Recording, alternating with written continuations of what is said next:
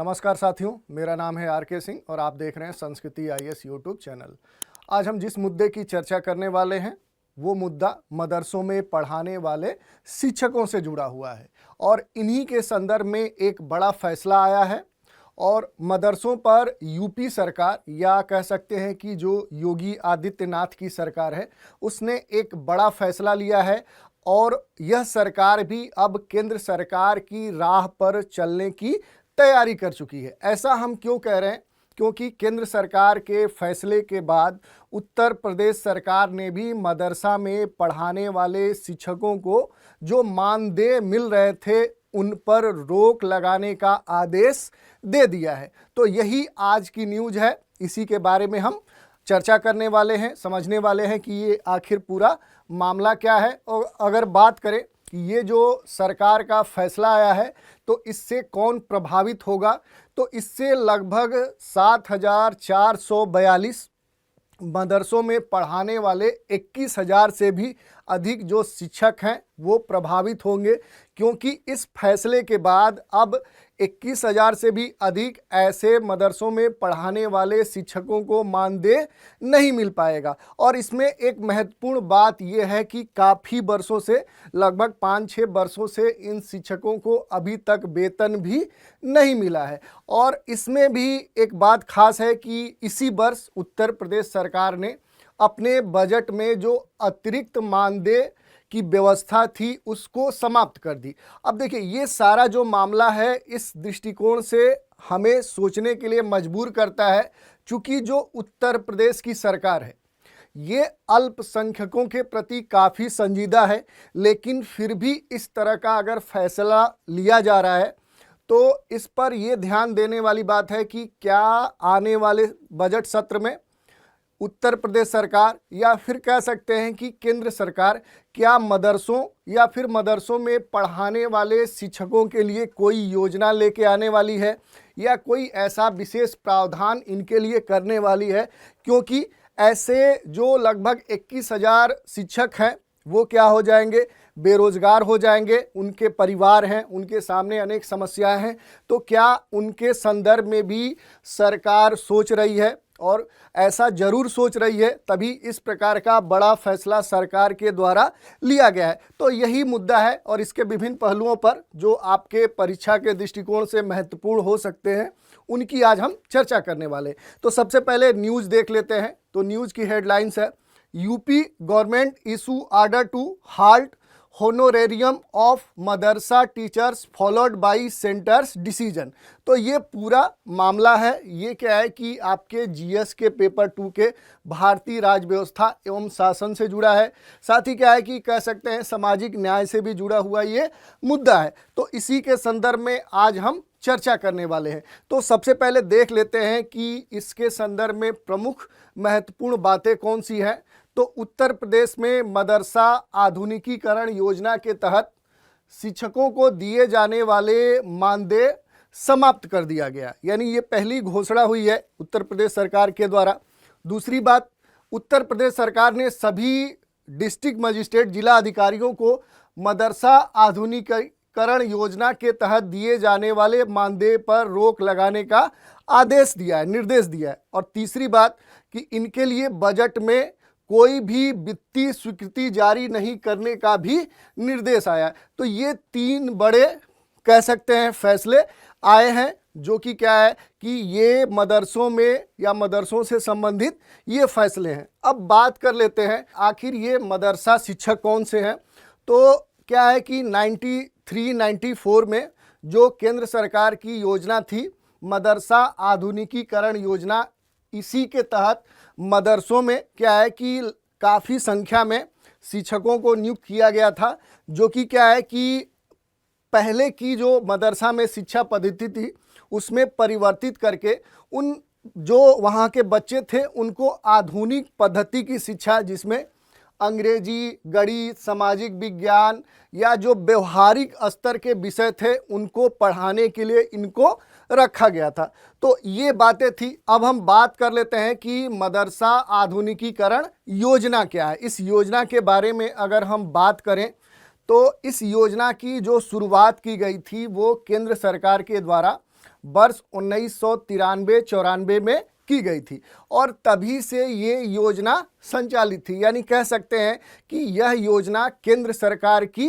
योजना है और इसके तहत मदरसे में क्या है कि जो शिक्षक थे उनको हिंदी, अंग्रेजी, विज्ञान, गणित, सामाजिक विज्ञान और जो व्यवहारिक स्तर के विषय थे उनको पढ़ाने के लिए नियुक्त किया गया था। और बाद में वर्ष 2008 में इस योजना को scheme for providing quality education in Madrasa minorities के नाम से क्या किया गया, परिवर्तित कर दिया गया। और तब से क्या है कि इस योजना या इस स्कीम में लगभग 25,000 शिक्षकों की नियुक्ति की गई और इसमें जो शिक्षक स्नातक थे उनको 6,000 रुपये और जो मास्टर थे, जो परास्नातक शिक्षक थे, उनको 12,000 प्रति माह मानदेय देना तय किया गया। ठीक है, इसके बाद क्या है कि इसमें एक खास परिवर्तन आया।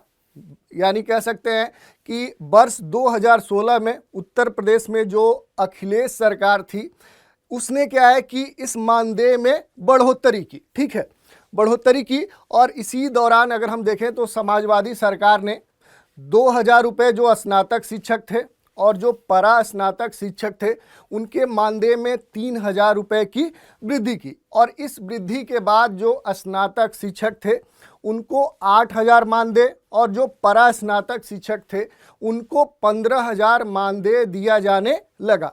तो इस तरह से क्या है कि ये पूरा जो मामला था कि मदरसा जो आधुनिकीकरण योजना थी इसमें कैसे आगे परिवर्तन हुआ और इसमें अगर हम बात कर लें कि इस योजना का संचालन किस मंत्रालय के अंतर्गत किया जा रहा था तो इसका क्रियान्वयन शिक्षा मंत्रालय के अंतर्गत स्कूली शिक्षा और साक्षरता विभाग के द्वारा किया जाता था। तो ये बातें थी। इसी के संदर्भ में कुछ अन्य बातों की अगर हम चर्चा करें तो जब अखिलेश सरकार ने क्या किया कि इसमें मानदेय में वृद्धि किया, उसके बाद वर्ष 2018 के बाद इस योजना में एक परिवर्तन आया और इसमें केंद्र सरकार द्वारा निर्धारित किए गए मानदेय में 60% क्या था कि केंद्र सरकार को देना तय हुआ और उसका 40% राज्य सरकार को देना तय किया गया। और बात करें तो वित्तीय वर्ष 2017-18 के बाद से केंद्र सरकार ने अपने हिस्से की जो 60% धनराशि इस योजना में तय की गई थी कि वो प्रदान करेगा, वो उत्तर प्रदेश सरकार को केंद्र सरकार ने नहीं दी, यानी रिलीज नहीं किया। इसके बाद क्या है कि वित्तीय वर्ष 2018-19 के बाद से उत्तर प्रदेश सरकार ने भी क्या है कि अपने हिस्से का, यानी जो निर्धारित हुआ था कि 60% केंद्र सरकार देगी और जो 40% राज्य सरकार देगी, तो उसमें भी क्या है कि यूपी सरकार ने भी क्या है कि अपने हिस्से की राशि इस मानदेय में भुगतान नहीं किया। यही कारण है कि काफ़ी दिन से इन शिक्षकों को या मदरसों में पढ़ाने वाले इन शिक्षकों को वेतन नहीं मिला है। और बात करें तो केंद्र सरकार ने इस योजना को वर्ष 2021-22 तक के लिए ही पहले स्वीकृति दी थी। यानी कि क्या है कि जब ये 93-94 में ये क्या है कि ये मदरसा आधुनिकीकरण योजना प्रारंभ की गई थी तो उस दौरान इसकी जो टाइमलाइन सेट की गई थी तो वो क्या थी, वर्ष 2021-22 थी। और इसके बाद क्या है कि इन शिक्षकों को वही मानदेय मिल रहा था जो उत्तर प्रदेश सरकार इनको दे रही थी। लेकिन अब उत्तर प्रदेश सरकार ने भी अपनी तरफ से दिए जाने वाले मानदेय पर रोक लगाने का आदेश दे दिया है। यानी अब क्या होगा कि इन मदरसों में पढ़ाने वाले इन शिक्षकों को अब कोई मानदेय प्राप्त नहीं होगा। तो यही पूरा मामला था और इसी के बारे में हमने देखा। अब संक्षिप्त में देख लेते हैं कि आखिर ये मदरसा होते क्या है। तो ये जो मदरसा वर्ड है ये अरबी भाषा का शब्द है और अगर हम बात करें कि इसका मीनिंग क्या है तो ये एक ऐसा स्थान जहाँ क्या है कि तालीम दी जाती हो, यानी वह पढ़ने का स्थान होता है। दूसरी बात कि मदरसे में दीनी तालीम दी जाती थी। ठीक है, यानी इसके कहने का मतलब क्या है कि लोगों को इस्लाम धर्म के बारे में जो जानकारी होती थी वही मदरसों में दी जाती थी। बाद में इसमें परिवर्तन हुआ। जैसे अगर हम बात करें कि अब आधुनिकीकरण कह सकते हैं जो योजना स्टार्ट हुई, इसमें सरकार ने ये कहा कि अब मदरसों में आधुनिक शिक्षा पद्धति के अनुरूप इनको हिंदी, अंग्रेजी, गणित, सामाजिक विज्ञान और जो व्यवहारिक स्तर के विषय हैं उनको भी पढ़ाया जाएगा। और इसी के साथ अगर इसके हिस्टोरिकल बैकग्राउंड में जाए, इसके ऐतिहासिक पृष्ठभूमि की बात करें कि सबसे पहली बार भारत में मदरसा की शुरुआत कब हुई, तो इसकी शुरुआत हुई सल्तनत काल की स्थापना के साथ। ठीक है, यानी अगर बात करें कि भारत में पहला जो मदरसा है वो कहाँ स्थापित हुआ, तो वो अजमेर में स्थापित हुआ। और कब हुआ, तो 1192 ईस्वी में ये स्थापित हुआ।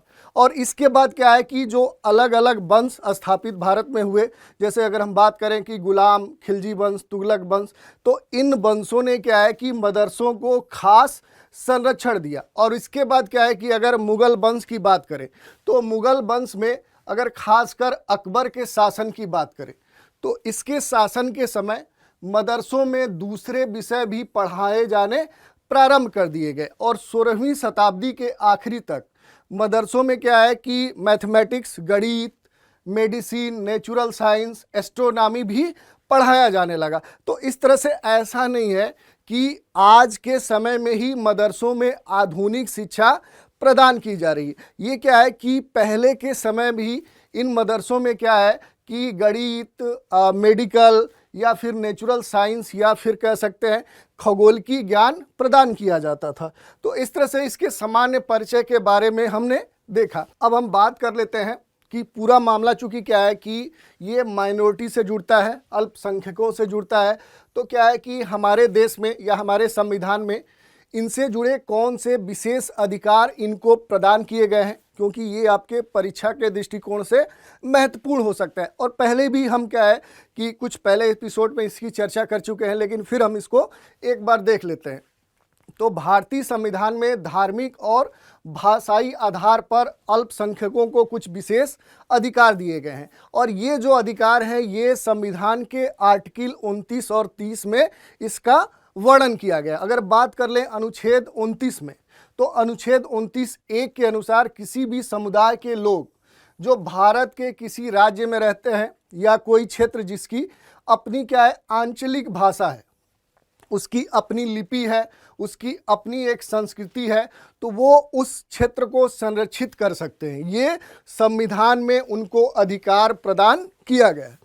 दूसरी अगर हम आर्टिकल 30 की बात करें, तो अनुच्छेद 30(1) के तहत सभी अल्पसंख्यकों को धर्म या भाषा के आधार पर अपनी पसंद के आधार पर अपनी शैक्षणिक संस्था को स्थापित और उसको प्रबंधित करने का भी अधिकार संविधान में प्रदान किया गया है। तो ये दोनों जो आर्टिकल में अधिकार अल्पसंख्यकों को दिए हैं, ये क्या है कि आपके लिए महत्वपूर्ण हो सकते हैं। इसी के साथ अगर हम बात कर ले अल्पसंख्यकों को शिक्षा प्रदान करने की कि अपने देश में किस प्रावधान के तहत कब कैसे इनके लिए प्रावधान निर्मित किया गया, तो जो राष्ट्रीय शिक्षा नीति है यानी भारत में 1986 में जो क्या है नेशनल एजुकेशन पॉलिसी बनाई गई थी, इसी में समानता और सामाजिक न्याय को ध्यान में रखते हुए शैक्षणिक रूप से जो पिछड़े हुए माइनॉरिटीज़ हैं उनकी शिक्षा पर विशेष बल दिया गया।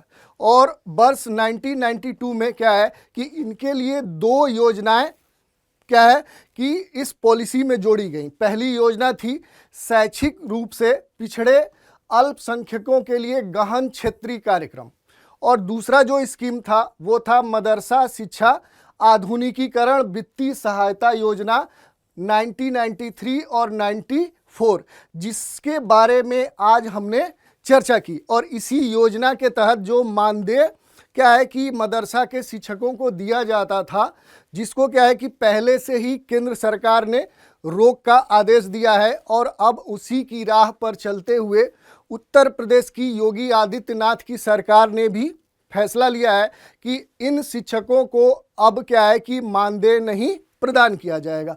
तो इसके बारे में हमने चर्चा कर लिया।